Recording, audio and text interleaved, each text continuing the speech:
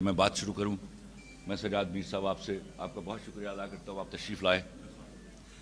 آپ کی تھپکی ہمیشہ میرے کندھے پر رہے گی اور میں کوشش کرتا رہوں گا کہ جو اللہ نے مجھے دیا ہے وہ میں جانے سے پہلے یہاں بانٹ کر جاؤں اور یہاں پر ریسیپینٹس ہوں جو اس کو اپنے پاس رکھیں اور لوگوں کو بانٹتے رہیں.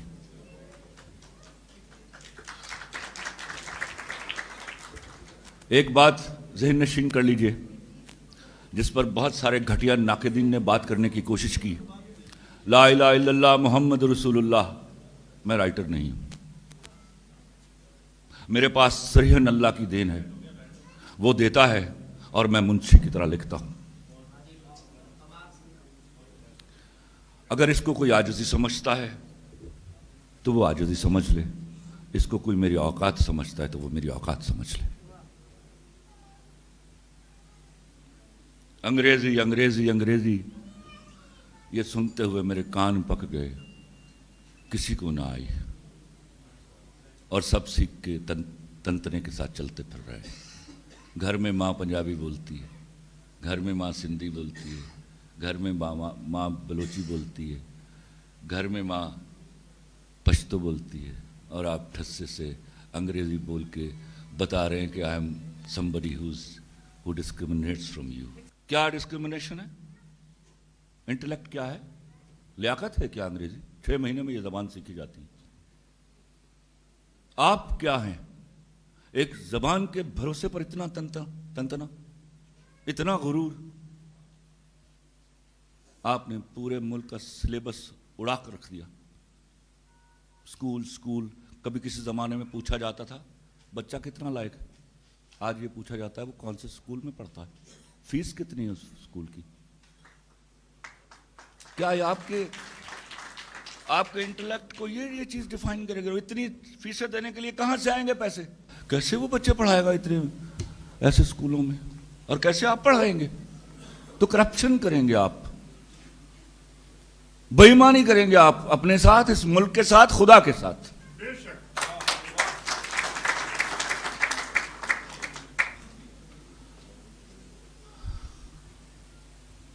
میں کہانیاں نہیں سنانا چاہتا تھا پر میں اس ہپوکریٹ سوسائٹی کو اپنے بچپن سے دیکھ رہا ہوں. میں ایک غریب بچہ تھا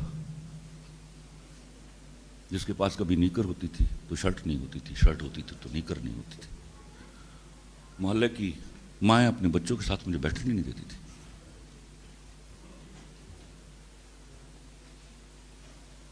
تب 6 سال کا تھا جب گٹر کے ڈھکن بیٹھ کے میں نے سوچا, Khalil ur-Rahman Qamar, do you need people? Answer came, no you don't need, you become the need of the people. And then thereafter, until now I've been guided by that 6-year-old child.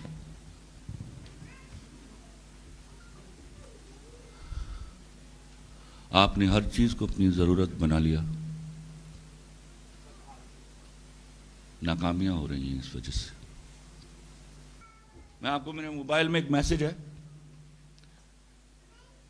6 یا 7 میں پڑھتا تھا, کبھی گاڑی میں نہیں بیٹھا ہوا تھا. شاد باغ میں ایک گاڑی آئی, ایک میرے کلاس فیلو تھا, بڑے امیر لوگ تھے, برانتر روڈ پہ ان کی بہت بڑی دکان تھی. تو باہر نکلا, میرا بھائی گیا ہوا تھا روٹیاں لینے کے. 4 بجے کا وقت تھا اور مجھے بھوک لگی ہوئی تھی, شدت کی بھوک لگی ہوئی تھی. تو آئی واز ویٹنگ فار ہم. ذرا وہ اس طرح کر کے چلتا تھا, لیٹ ہو جاتا تھا.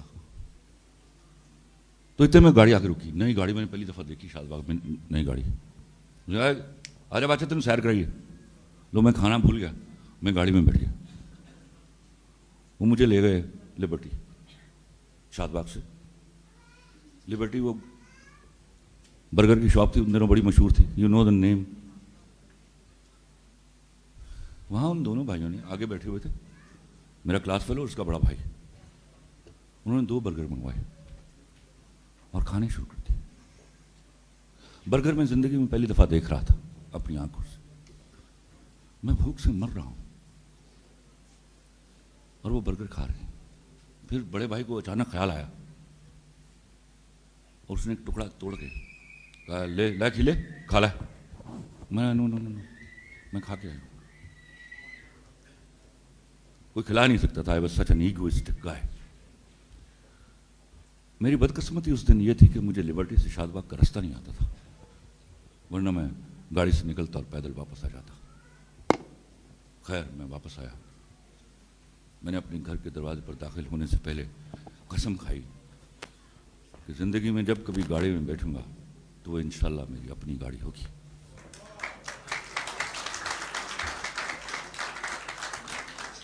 پچھلے 2 ہفتوں سے ان کے مجھے فون اور میسیجز آ رہے ہیں.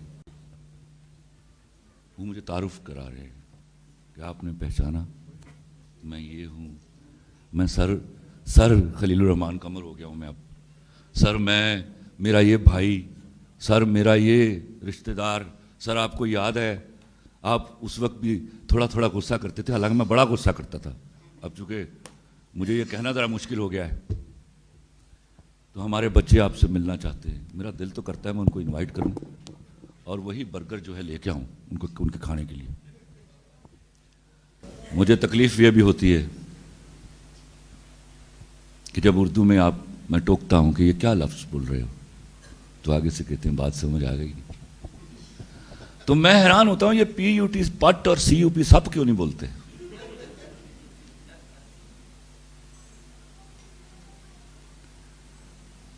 تو میں آتا ہوں واپس, ذرا غصہ کم کروں تاکہ آگے چل سکے. میں آپ کو نظم سناتا ہوں, تھوڑا ماحول ٹھنڈا ہو جائے.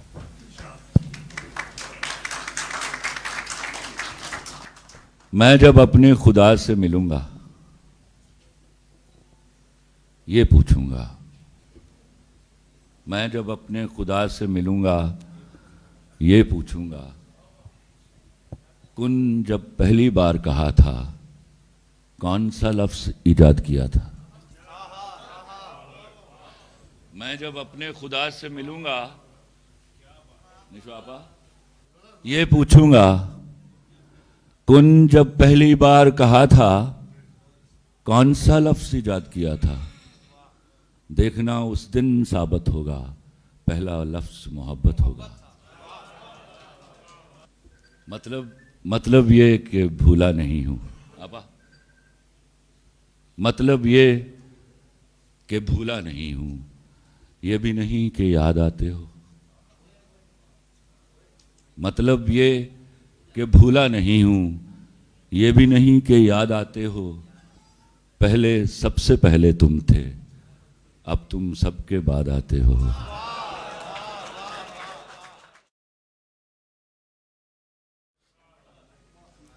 مطلب یہ کہ بھولا نہیں ہوں, یہ بھی نہیں کہ یاد آتے ہو.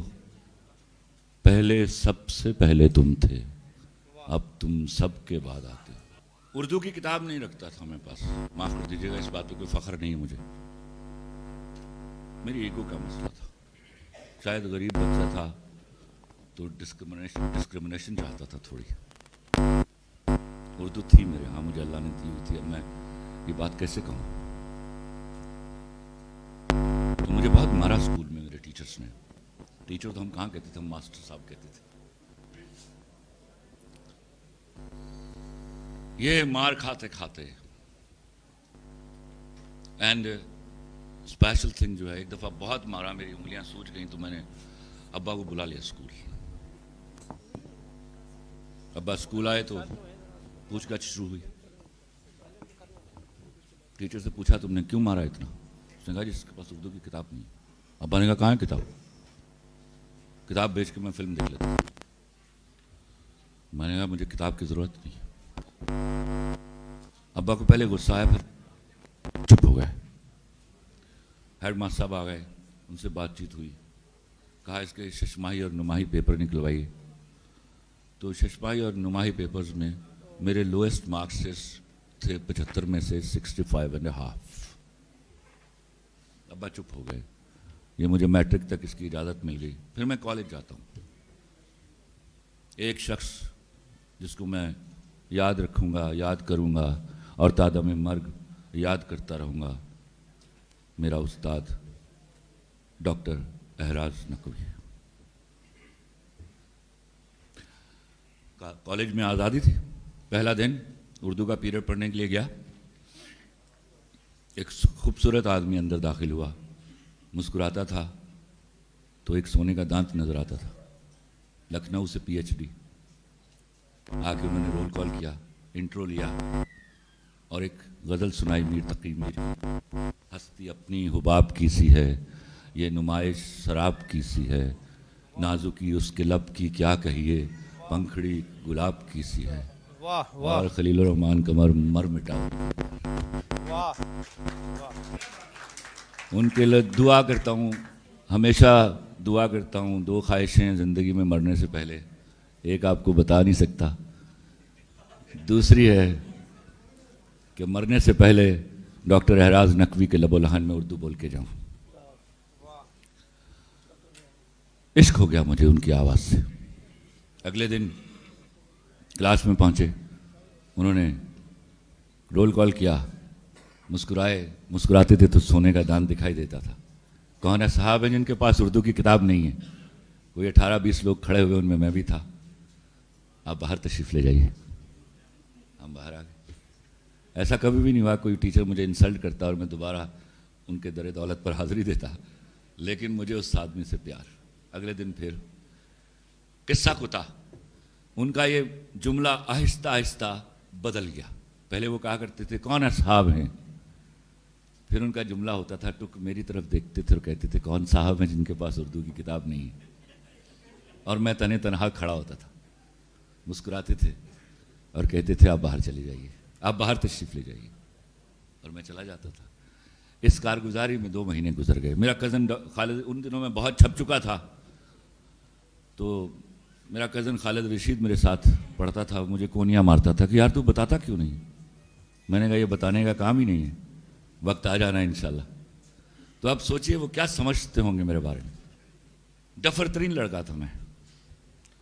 खैर एक दिन क्या हुआ, मैं वॉलीबॉल खेल रहा था, तो मुझे मेरे नाम से नहीं जानते थे मेरे class fellows. My roll number was 99।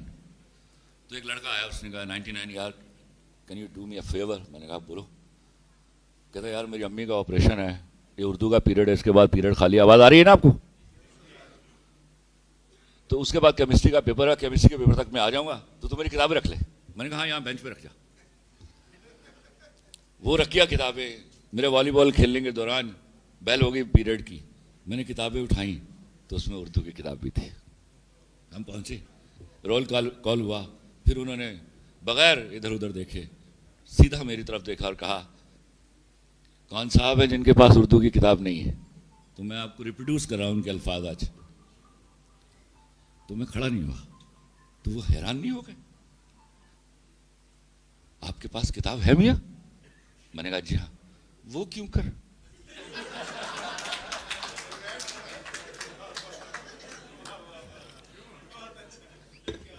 तो मैं खड़ा हुआ, मैंने सारा माजरा कह सुना है कि ये हुआ है इसलिए है मेरे पास।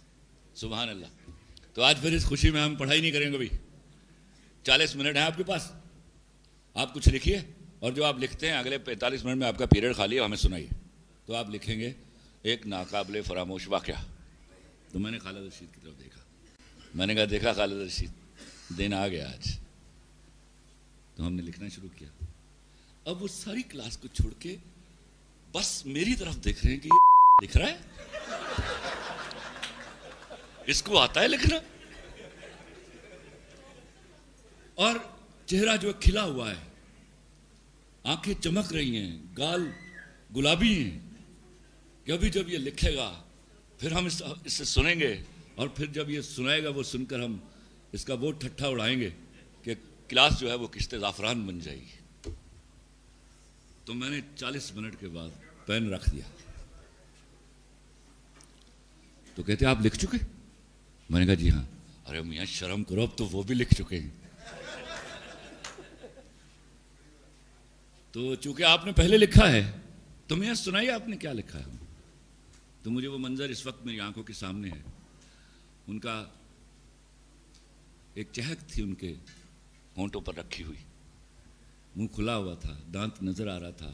वो तैयार थे कि अभी ये कुछ सुनाएगा और फिर हम इसके साथ वो करेंगे कि अल्लामान अल्लाफीस। तो मैंने सुनाना शुरू किया। मैं सुना रहा था और उनके होंठ आहिस्ता आहिस्ता भिजते चले जा रहे थे। ان کے گالوں کی لالی غائب ہو گئی اور متانت نے آ کے جگہ لے لی. ان کی آنکھوں کی چمک میں ایک عجیب قسم کی اداسی آئی اور بیچ جب میں درمیان میں پہنچا تو انہوں نے روک دیا مجھے. رک جاؤ مولوی. یہ پہلی دفعہ مولوی کہا انہوں نے مجھے. رک جاؤ مولوی. میں رک گیا تو میں بھی بڑی شان بے نیازی سے دیکھ رہا تھا کہ ڈاکٹر صاحب پنگا غلط جگہ لے لیا.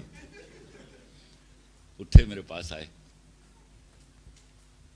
دیکھ رہے ہیں میری طرف, کہتے اپنا سر نیچے کرو.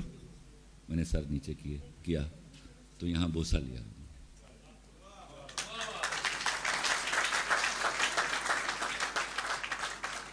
کہتے ہیں جاؤ آج سے تم کتاب کی پابندی سے آزاد ہو. سر شاعری ہوتی تھی تو وزن کا کوئی بارے میں شور نہیں تھا. اب محبتیں ہو چکی تھی ان سے. کسی نے چھٹی لینی ہوتی تھی, چھٹی میں بڑے سخت آدمی تھے تو مجھے کہتے تھے لڑکے, اور میں جا کے کہتا تھا حضور ان کو چھٹی دے دیجیے. تو کہا کرتے تھے جاؤ تمہیں 7 خون معاف ہے.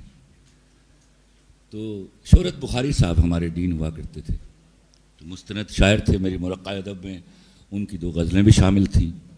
ان میں ایک غزل کا مطلع اور مقطع مجھے آج بھی یاد ہے. ہم شہر میں ایک شمع کی خاطر ہوئے برباد, لوگوں نے کیا چاند کے صحراؤں کو آباد. شہرت کے وجہ پریشانی احباب, اٹھ جائے گا جس روز تو آئے گا بہت یاد. تو ہم نے غزل لی اور پھلانگے بھرتے ہوئے رستے میں ڈاکٹر صاحب دھوپ سینک رہے تھے اپنے کمرے کے باہر, اور میں اوپر چلا گیا تو دخل در معقولات کر دی کیونکہ شمع بیٹھی ہوئی تھی ساتھ. سلام کیا, حاضری کی اجازت مانگی تو انہوں نے ناگواری سے کہا آ جائیے. جی کہیے. تو میں نے کہا حضور شعر ہوتا ہے میرے ہاں, تو روز کا علم میں سیکھنا نہیں چاہتا, تو براہ کرم کوئی شارٹ کٹ بتائیے مجھے اور میں وزن کر پاؤں. تو انتہائی ناگواری سے میری طرف دیکھا. لاؤ کیا لکھا ہے.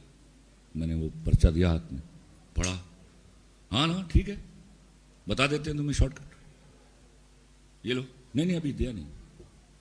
ایک کام کرو میاں, ایک ترازو لو, اس کے ایک پلڑے میں اپنی غزل رکھو اور دوسرے پلڑے میں رکھو باٹ, اور تب تک باٹ بدلتے رہو جب تک دونوں پلڑے برابر نہیں ہو جاتے. اور جو ہی یہ برابر ہو جائیں تو سمجھنا وزن ہو گیا.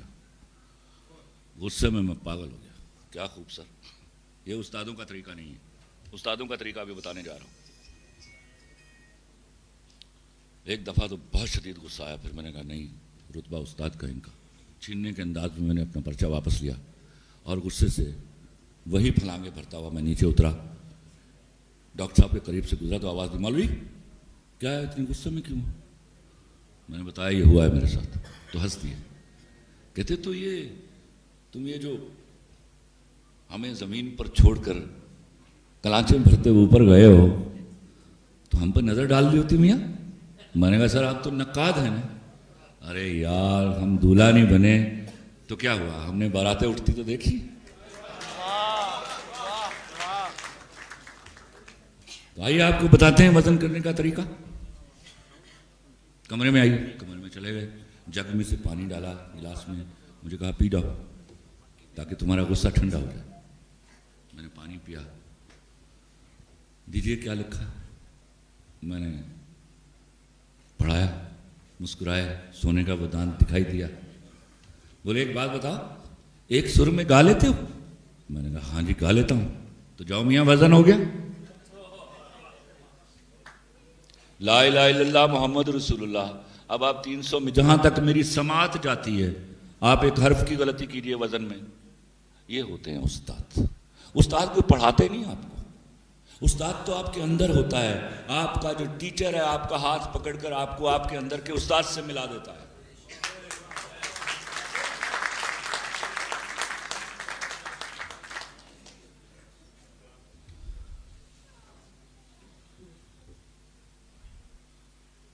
ایک جملہ ان کا میں دہائیوں چھپا کر بیٹھا رہا.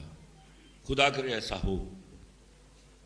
آج میں بتانے لگا ہوں, شاید پچھلے دنوں ان کے بیٹے کا مجھے فون آ گیا اور میں رو پڑا, وہ بھی رو پڑا. میں تو ملا ہی نہیں تھا ان سے. مجھے بعد میں کوئی 15 سال بعد پتہ چلا ڈاکٹر اعراز نقوی صاحب. جب میں سوچتا تھا کہ میں کچھ بن جاؤں گا تو میں ان کے دربار میں حاضری دوں گا, ان کے پیر چھوں گا, تو پتہ چلا ان کو تو انتقال کیے 15 سال ہو گئے. تو مجھے دیکھ کے نا, میں اکثر چلتے ہوئے قریب سے گزرتا تھا تو مسکراتے تھے. اس پر بھی ناقدین کے ساتھ بڑی ہونے والی. تو ایک دن میں نے نا پیار سے پوچھ لیا, میں نے کہا سر اس طرح مسکراتے کیوں مجھے دیکھ کے؟ کہتے مولوی میں جب تمہیں دیکھتا ہوں نا تو میں مورخ کو تاریخ لکھتے ہوئے دیکھتا ہوں. خدا کی قسم یہ فکرہ جملہ میں نے کبھی نہیں بتایا, صرف میرے ابا مرحوم کو معلوم تھا. خدا کرے ایسا ممکن ہو, اور میں جس کام کے لیے دنیا میں آیا ہوں میں کر کے جاؤں. کبھی کبھی مجھے بھی لگتا ہے کچھ ہے جو مجھے دیا گیا ہے, کچھ ہے جو میں نے پرفارم کر کے جانا ہے. یہ میرے پاس تم ہو, یہ پیارے افضل, یہ صدقے تمہارے سب پیچھے رہ گئے. وہ جو یہ تو پرہیپس رستہ ہے جو میری منزل کی طرف جا رہا ہے. منزل کیا ہے اللہ گواہ ہے, میں بھی نہیں جانتا. تو یہ چلتا ہے پھر وہ میرے ساتھ ایک اور بہت بڑا پرابلم تھا. جب لکھتا تھا تو امی ابا سب خلاف تھے. I was a wonderful student, almost topper almost all the times, with few exceptions, a few years. So they were of the view, they used to bank on me, that this guy, if he studies well and prospers well, so he'll be able to bring the family out of the poverty. They were perhaps right that time.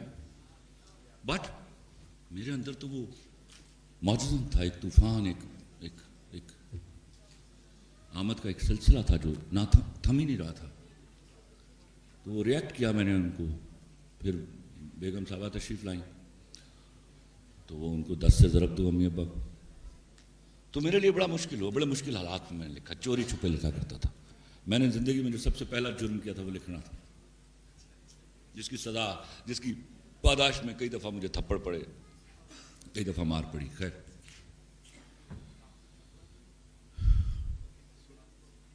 میں آتا ہوں اس جگہ پر جہاں پر مجھے پتا چلا کہ میں نے فیمنسٹ کے بلوں میں جھانک لیا ہے. مجھے نہیں پتا تھا فیمنزم کیا ہوتا ہے, کہ میرے ہاں عورت کی تعظیم سکھائی گئی. عورت کی تعظیم پر ہمارا فرم بلیف تو تصور بھی نہیں تھا. میرے ہاں حکومت ہے خواتین کی. اپنی بیوی کو جب میری شادی ہوئی تو پہلے 2 جملے کہے اس کو میں نے, اس کے علاوہ کچھ نہیں کہا. میں نے کہا زندگی میں نا جب تک مینٹلی میچور نہیں ہو جاتی اس لڑکی سے دوستی نہ کرنا جس کا گھر ٹوٹا ہوا ہو. ایسا نہیں کہ وہ بری ہوتی ہے, اس کو کسی کی خوشی پسند نہیں آتی. دوسری بات کہی کہ حکومت کرنا مجھ پر, رول آن می, مجھ پر حکومت کرنا, کبھی کبھی غلاموں کی طرح.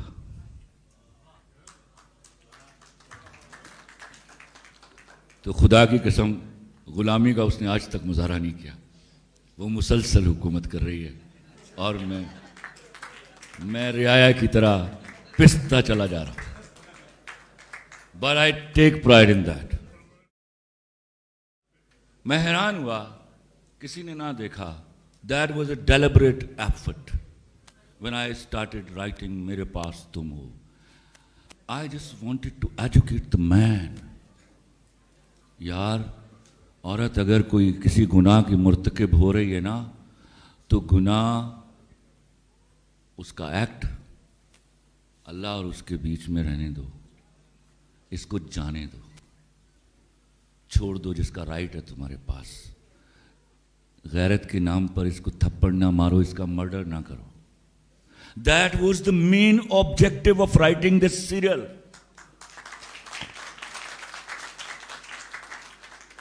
تو آپ دیکھیے 12 ایپیسوڈ وہ عورت گل کھلاتی رہی اور وہ برداشت کرتا رہا. یہ تھا میسج جو خلیل الرحمن قمر دے رہا تھا. اور پھر 2 ٹکے کی لڑکی کہا گیا جس کو جامہ پہنایا گیا 2 ٹکے کی عورت کا. عورت کی جب بات کرتا ہوں تو جنرلائز کرتا ہوں. ایک لڑکی جس نے گناہ کا ایک ایکٹ کیا اس کو گالی دی گئی, اور وہ گالی بھی اس نے ڈائریکٹ نہیں دی, وہ اس کے خریدار کو بھاؤ کرتے ہوئے کہا اس نے کہ بھیا 1-2 ٹکے کی لڑکی کے لیے تم مجھے 50 ملین دے رہے تھے. پھر آتے ہیں, پتہ نہیں انہوں نے انیاں دے سکول تو ایم اے کیتا ہے, میں نے 3 لڑکیاں اور بھی ہیں اس میں, وہ کیا عورتیں نہیں تھیں؟ ہیرا مانی was a role model for good women. وہ جو سلمان کی بیوی تھی, she was a working woman. ہیرا مانی was a working woman. یار آپ کو 1 لڑکی رہ گئی, یاد رہ گئی, آپ کو 3 لڑکیاں یاد نہیں رہی. آپ لوگ borrowed economy, borrowed social setup, borrowed books, ہر چیز borrowed پہ زندگی گزارنا چاہتے ہو.